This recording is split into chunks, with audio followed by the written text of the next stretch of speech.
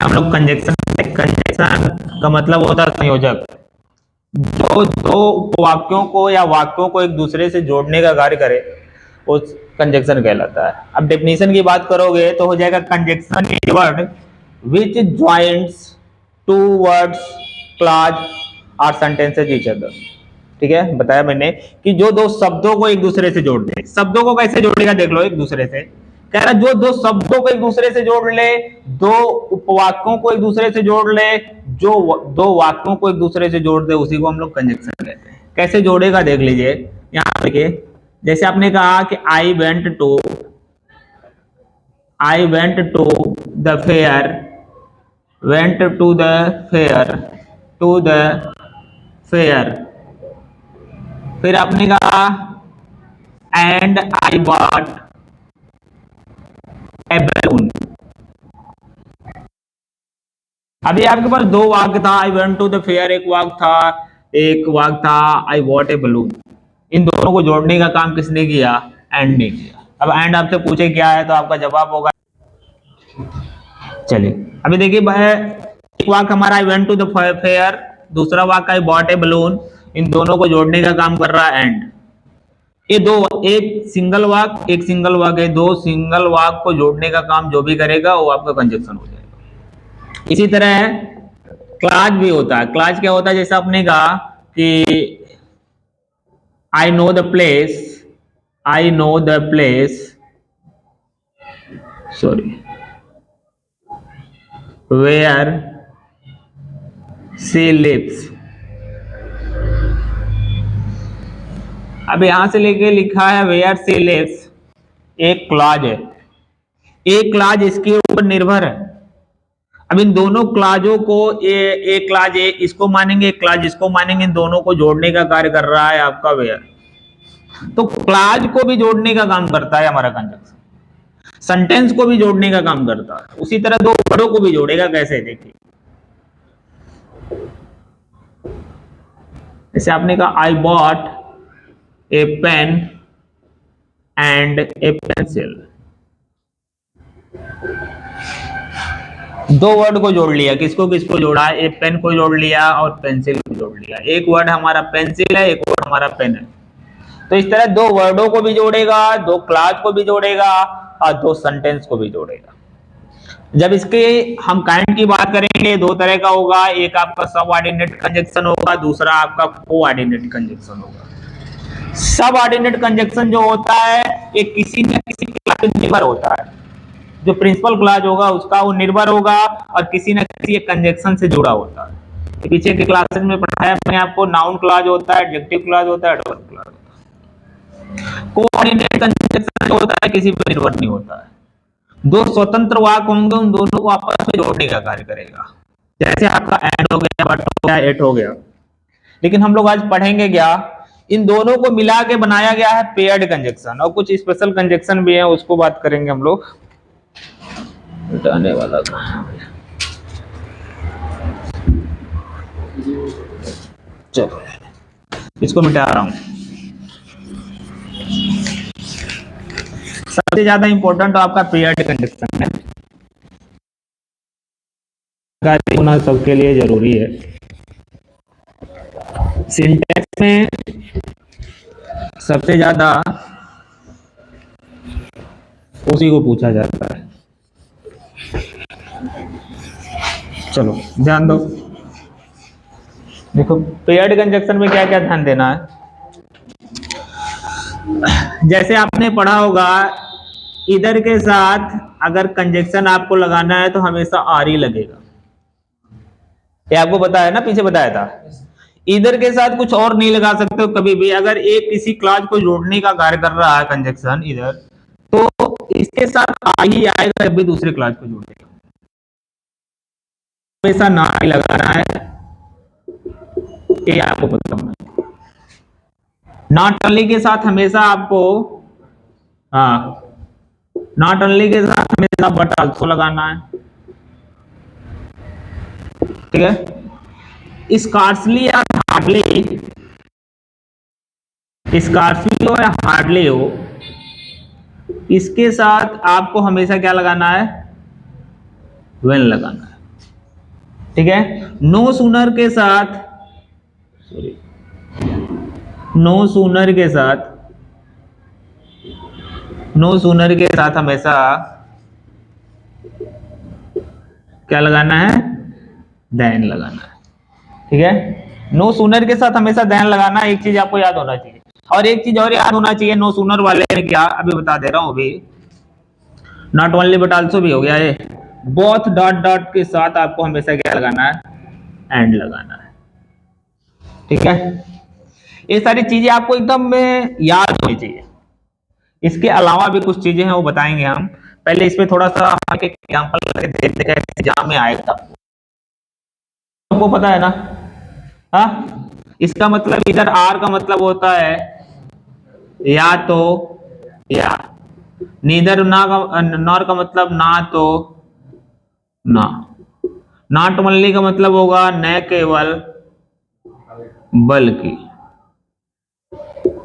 इसका असली बड़ी मुश्किल से या बड़ी कठिनाई से, बड़ी कठिनाई से या बड़ी मुश्किल से तभी, ठीक है, ज्यों ही ज्यों ही ज्यों ही और त्यों ही होगा, निगेटिव सेंस देता है। ठीक है, दोनों और, चलिए देखते हैं हम लोग कैसे देगा, एग्जाम्पल देख लेते हैं, अपने आप समझ में आ जाएगा। अभी इसके बाद में भी बताएंगे थोड़ा सा, जैसे लिख रहा हो,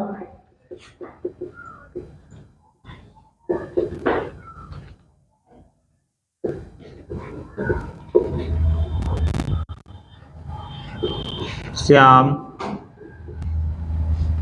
हैज गॉन टू शिमला, इधर Ram not Shyam has gone to Shimla. अब तो ऐसे अगर पेयर्ड कंजक्शन आपको पता है तो आप वैसे ही पता लोगे गलत कहाँ है, कहाँ गलत है। देखिए इधर के साथ हमने आपको बताया था, अगर पेयर्ड बनाएगा तो कौन बनाएगा, आर बनाएगा, इसमें लिख दिया नार। क्लियर हुआ। इसमें दो तीन तरह से गलतियां देता है, इसको देखिए दो तरह से गलतियां देता है, कैसे देता है मैं तो बता रहा हूं। पहली गलतियां ये पेयर्ड में गलती कर दिया, ठीक है, आपने पेयर्ड में इसको आपने सही किया, इधर आपने सही किया, इधर राम, आर लगाओगे आर श्याम। ठीक है, अब इसके बाद कभी कभी गलती क्या देता है कि आपका वर्ब चेंज कर देता है। ये जो वर्ब होता है हमेशा लास्ट वाले के अनुसार लगता है, इसको जान लेना है आप। आर के बाद ये जो नार आर होगा ना, इसके बाद जो लिखा रहेगा उसी के अनुसार ये वर्ब लिखा जाएगा। तो श्याम के अनुसार तो है तो सही, ठीक है, कभी कभी गलत भी दे देता है। आर समझ में, हैज गॉन टू शिमला। और तीसरा देखो गलती क्या देता है, जो थोड़ा सा और हाई लेवल का बनाना होता है तो बड़ा आसान में बनाएगा पेपर, तो बस हल्का सा गलती करेगा, इधर के साथ नार लगा दिया, जबकि कॉम्बिनेशन किसका है, इधर के साथ आर का होता है। दूसरी गलती देना रहेगा आपका वर्ब चेंज कर देगा। ठीक है, तीसरी गलती देगा थोड़ा सा हाई लेवल पे, तो क्या होता है देखिए मैं बता देता हूं। ये पेयर्ड कंजक्शन में जो होता है ना, पेयर्ड कंजक्शन में पहले पेयर के बाद जिस पार्ट्स ऑफ स्पीच का इस्तेमाल होता है वही parts of speech second pair के बाद भी होना चाहिए, इसको ध्यान देना आप लोग। जैसे इधर के बाद कौन सा पार्ट्स ऑफ स्पीच आया, नाउन। हाँ, तो इसका मतलब इधर के साथ आर तो आएगा, तो लेकिन इसके बाद भी नाउन ही आना चाहिए। ऐसा नहीं कि आप उसके बाद वर्ब लिख दीजिए या एडजेक्टिव लिख दीजिए या एडवर्ब लिख दीजिए बाद में उसको लिखिए, ऐसा नहीं होना चाहिए। अगर इधर के बाद एडजेक्टिव आ रहा है तो आर के बाद भी एडजेक्टिव आना चाहिए। अगर इधर के बाद वर्ब आ रहा है तो आर के बाद भी वर्ब आना चाहिए। एक कॉम्बिनेशन भी होना चाहिए। ये थोड़ा सा हाई लेवल पे देता है, कॉम्पिटिटिव एग्जामों में देता है। ठीक है, लेकिन हो सके मैं भी पूछ लो तो तीनों तरीके से आपको याद होना चाहिए। ठीक है, पहला तरीका तो थोड़ा इसमें से चेंज कर देगा हल्का फुल्का, ये पेयर्ड को अनपेयर्ड कर देता है। तो ये तो बहुत इजी है, ये आपको याद रहेगा तो अपने आप कर लो, हो जाएगा।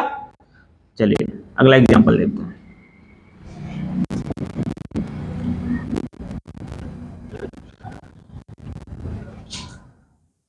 जैसे कहा he is not only a teacher but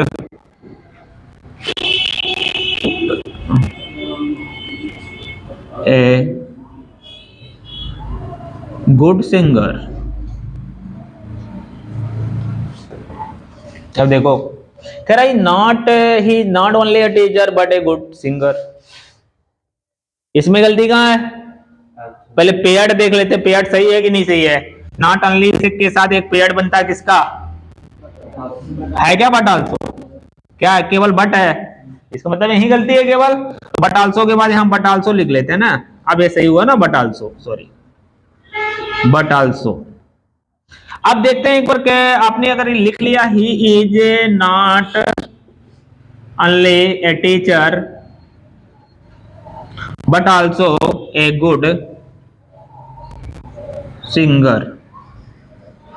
जरा हम वो भी कॉम्बिनेशन देख लें। नॉट ओनली के बाद क्या आया? नाउन। बट आल्सो के बाद भी पूरा मिला के नाउन ही कहा जाएगा। केवल गुड रहता ना तो एडजेक्टिव हो जाता, लेकिन पूरा मिला के हो नाउन कहलाएगा। क्यों? देखिए सिंगल लिखा हुआ है। क्लियर हुआ ना इतना? तो ये भी कॉम्बिनेशन हो जाएगा। और समझ में? चलिए अगला देखते हैं।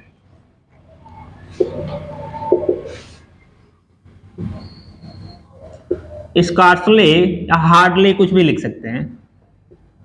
Scarcely I went out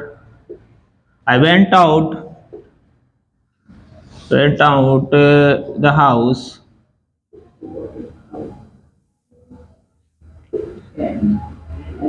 then it began to rain।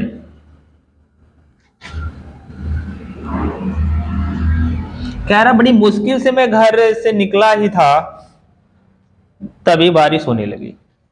Hindi होगा इसका। गलती देन नहीं होना चाहिए, यहाँ क्या होना चाहिए? वेन होना चाहिए। तो हो जाएगा पूरा। Scarcely I went out the house when it began to rain. देखिए स्कार्सली के बाद प्रोनाउन, व्हेन के बाद भी प्रोनाउन। क्लियर हुआ? व्हेन इट भी प्रोनाउन है। समझ में आया क्या? कॉम्बिनेशन भी इतना हाई लेवल का देगा नहीं एग्जाम में, लेकिन जरूरी है जानकारी। आपको यही इतना ही देगा पेयर्ड मिलाने के लिए, ठीक है? लेकिन आपको वो भी जरूरी है जानना। और अगला देखिए, अगला बताते हैं। No sooner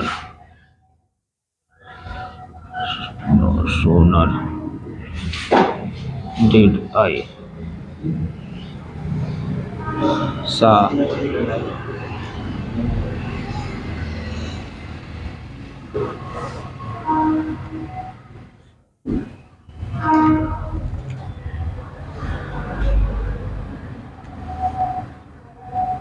he began to run।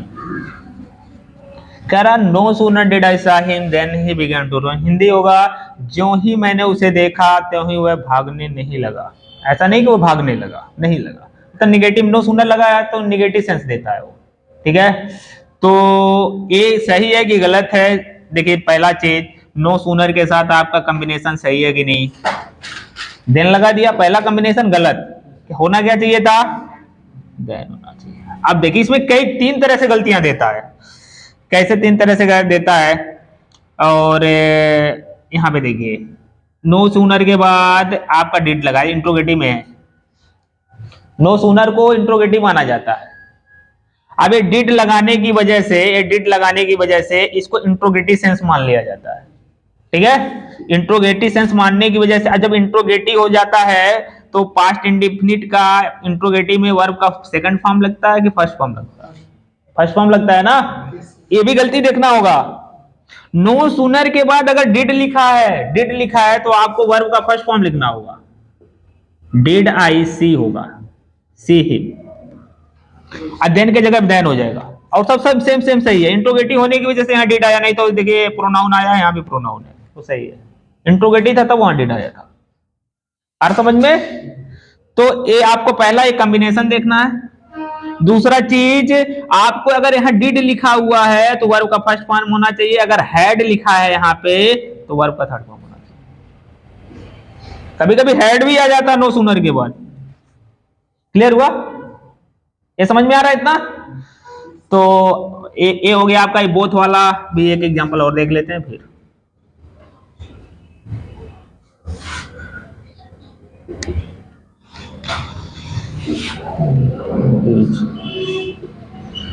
both.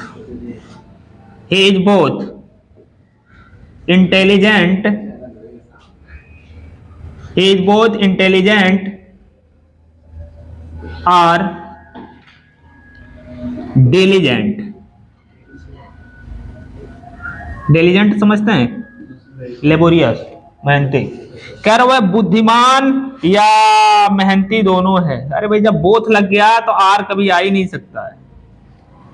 Both के साथ हमेशा क्या आएगा, एंड आएगा। ये समझ में आ गया इतना? अभी ये कंपेयर्ड में इतना बताया मैंने, इसको उतारो फिर आगे बताता हूँ। 5 करो इसको, देख लेते हैं हम लोग। दो आर आल दो आल दो डॉट डॉट डॉट एट अथवा कामा।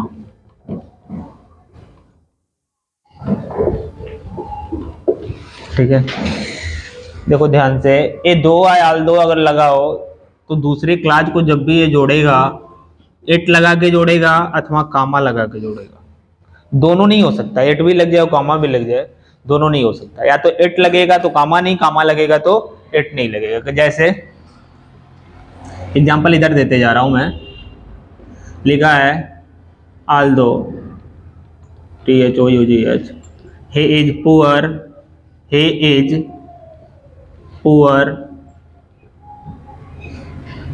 but he is honest। देखो ध्यान से, आल्दो के साथ हमने बताया था कंजक्शन बट कभी नहीं लग सकता। जब भी लगेगा दूसरा या तो इट लगेगा या तो कॉमा लगेगा। तो इसको आप सही करेंगे तो हो जाएगा although he is poor yet he is honest. ये हो चीज हो गया। ठीक है, ये तरीका। या तो कामा भी लगा सकते हैं एट की जगह पे, लेकिन एट नहीं लिखना होगा, ऐसे कामा लगा के लिखना। ये समझ में आ गया? अगला देखते हैं।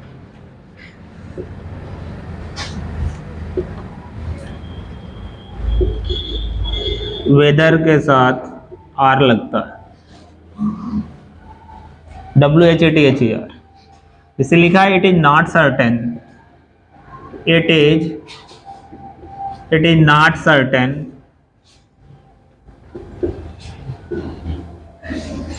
whether he will come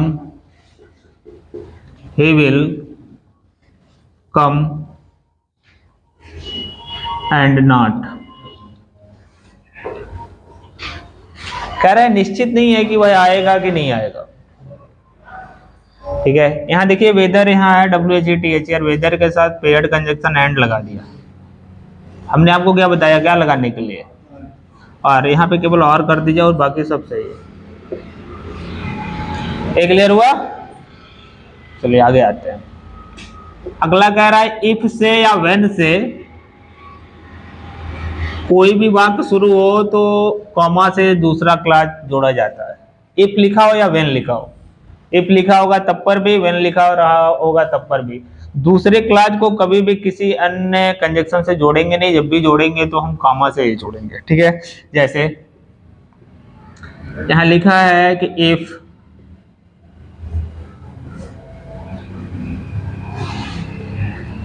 you tell me then I will help you, I will help you. देखो ध्यान से, इफ वाला क्लास तो ठीक है, यू विल टेल मी, दूसरा क्लास देन लगा के जोड़ लिया। होना नहीं चाहिए, देन नहीं होना चाहिए, क्या होना चाहिए, कामा होना चाहिए। तो पूरा हो जाएगा if you tell me I will help you. When से शुरू होगा तब पर भी। ठीक है, एक चीज ध्यान दीजिएगा, इफ वाला वाक्य जो होता है ना, अगर हिंदी फ्यूचर का दे रहा हो लेकिन अंग्रेजी उसकी जो होती है प्रेजेंट में बनाई जाती है। क्लियर हुआ? वेन वाला वाक्य में भी यही होता है, अगर इफ या वेन वाला वाक्य हिंदी उसका फ्यूचर में देगा लेकिन उसकी इंग्लिश जो बनाएंगे हम लोग किस में बनाएंगे, प्रेजेंट में बनाएंगे। किसमें? प्रेजेंट में बनाएंगे। इसको ध्यान देना होगा। दूसरे क्लास को किससे जोड़ेंगे हम लोग, कॉमा से जोड़ेंगे। ये क्लियर हुआ ना? इसमें कोई दिक्कत? इफ और व्हेन हो गया। चलिए अगला देखते हैं हम लोग, लेस्ट देखते हैं। हम लोगों ने लेस्ट पढ़ा होगा। लेस्ट का मतलब क्या होता है? कहीं ऐसा न हो कि, एक कंजक्शन का काम करता है, कहीं ऐसा ना होगी। लेकिन इसके बाद आपको देखना क्या होता है, जो हम लोग मॉडल्स लगाते हैं या हेल्पिंग वर्ब लगाते हैं, वो हमेशा क्या आता है? लेस्ट के बाद हमेशा जानते हो क्या होता है? शुड आता है हमेशा। Very good. जैसे walk carefully lest you may fall down. कह रहा कि सावधानी से चलो, कहीं ऐसा ना हो कि तुम गिर जाओ। अभी नेक्स्ट के बाद आपको मैंने बताया कि कोई भी मॉडल नहीं लगता, जो भी मॉडल लगेगा तो कौन सा लगेगा? शुड ही लगेगा। आंखें बंद करके शुड लगाना।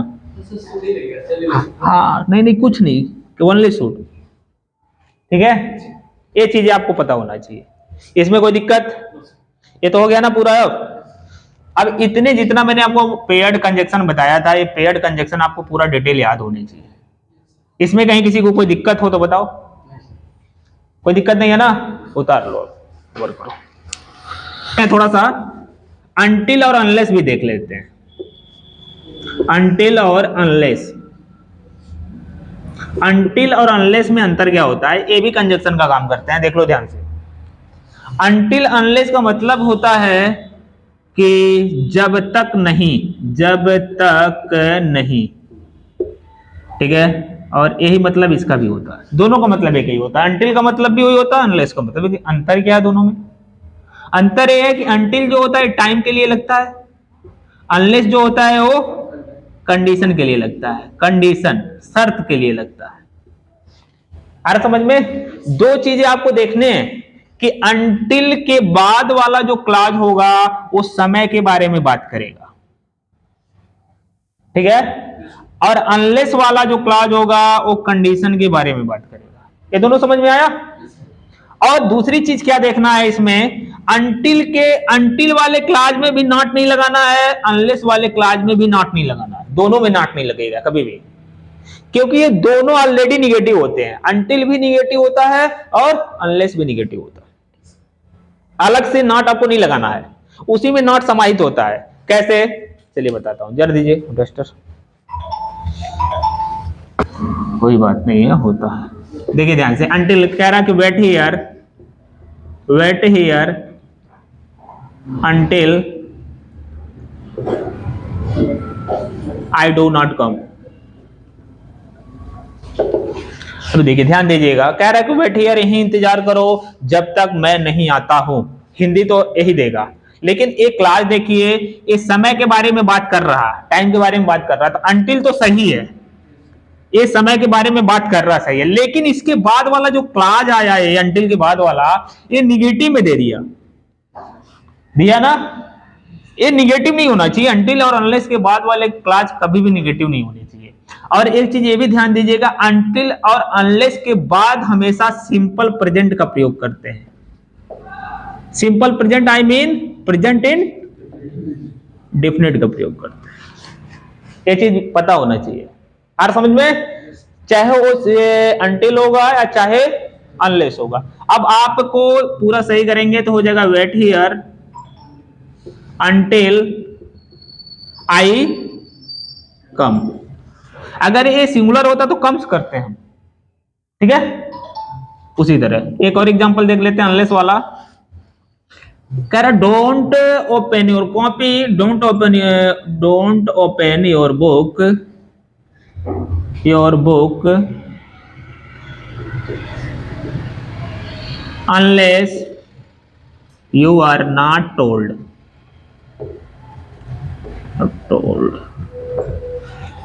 अभी कह डोंट ओपन योर बुक, अपनी किताब को मत खोलो जब तक तुम्हें नहीं कहा जाता है। ये शर्त है, समय के बारे में बात नहीं हो रहा, शर्त दे रहा है कि जब तक तुम्हें कहा नहीं जाता तब तुम खोलो मत। अनलेस के पहले नॉट लग सकता है, अनलेस के बाद वाले में नहीं नॉट लग सकता है। अनटिल के पहले नॉट लग सकता है, अनटिल के बाद नहीं लग सकता कभी भी। आ रहा समझ में? ये इधर लगा है तो उससे कोई मतलब नहीं, हो सकता हो, दैट में भी। कह रहा है कि डोंट ओपन योर बुक, अपनी किताबों को मत खोलो, अपनी किताब को मत खोलो, अनलेस, जब तक तुम्हें नहीं, यू आर नॉट टोल्ड, नहीं यू आर टोल्ड होगा, यू आर नॉट टोल्ड नहीं होगा, यू आर टोल्ड। हिंदी वही देगा जब तक तुम्हें नहीं कहा जाता है, इसी में नहीं समाहित है। मैंने पीछे ही पढ़ाया था, एक वाक्य में डबल निगेटिव कभी नहीं हो सकता। आ रहा समझ में? अनटिल और अनलेस ऑलरेडी निगेटिव वर्ड होते हैं। ये क्लियर हुआ? Your conjunction is over now.